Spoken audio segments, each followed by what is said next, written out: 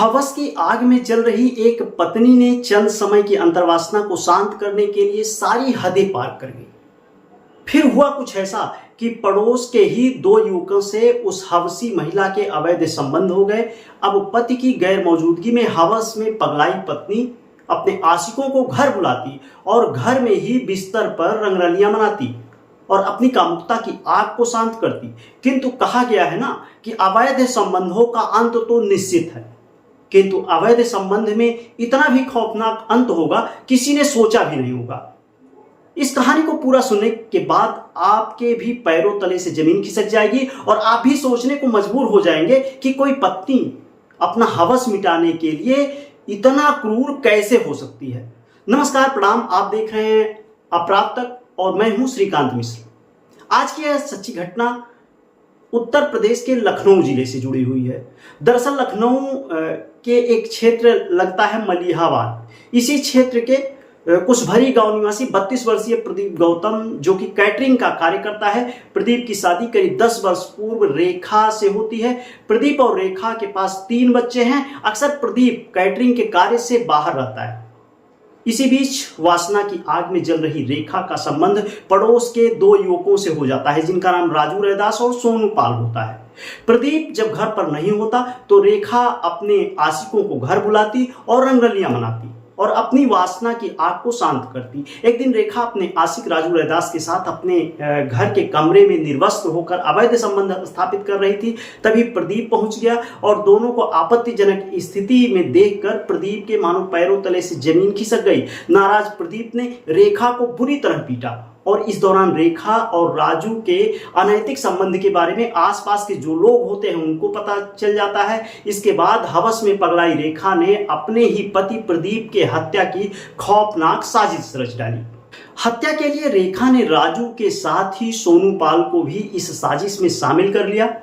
फिर प्लान के मुताबिक राजू रैदास ने रेखा को नींद की 2 गोलियां लाकर दी और रेखा ने दाल में नींद की गोलियां मिलाकर पति प्रदीप को खिला दिया। रात होती है, प्रदीप गहरी नींद में सो गया। रात करीब 2 बजे जब प्रदीप गहरी नींद में सो रहा होता है तभी रेखा ने घर का दरवाजा खोल दिया और प्लान के मुताबिक सोनू पाल और राजू रैदास घर में दाखिल हो गए। चारपाई पर सो रहे प्रदीप के पैर सोनू पाल ने पकड़ लिया।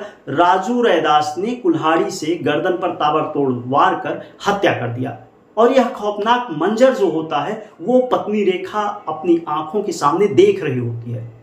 2 प्रेमियों के से अपने ही पति की हत्या कराने के बाद रेखा सुबह करीब 4 बजे अपने जेठ राजेश के घर पहुंची। भतीजी ने दरवाजा खोलने पर बताया कि प्रदीप को किसी ने मार डाला है। यह सुनकर राजेश तत्काल छोटे भाई के घर पहुंचा और पिता बलदेव को सूचना दी। परिवार वालों के पूछताछ में रेखा विरोधाभासी बयान भी देने लगी।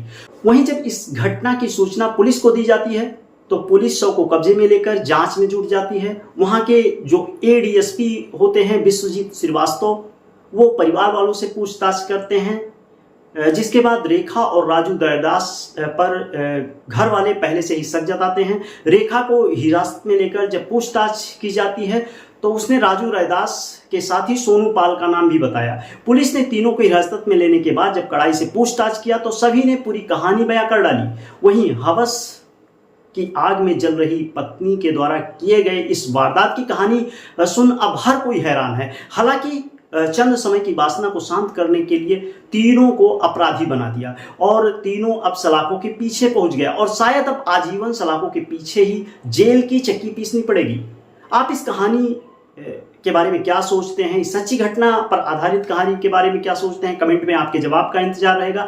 फिर मिलते हैं किसी अन्य नई सच्ची घटना पर आधारित क्राइम स्टोरी के साथ। तब तक के लिए आप अपना ख्याल रखें, अपने परिवार का ख्याल रखें, सावधान रहें और रिश्तों की अहमियत को समझें और बने रहें अपराध तक के साथ। और हाँ, हमारे चैनल पर यदि आप नए हैं तो चैनल को एक बार सब्सक्राइब जरूर करें और जुड़े रहें अपराध तक के साथ।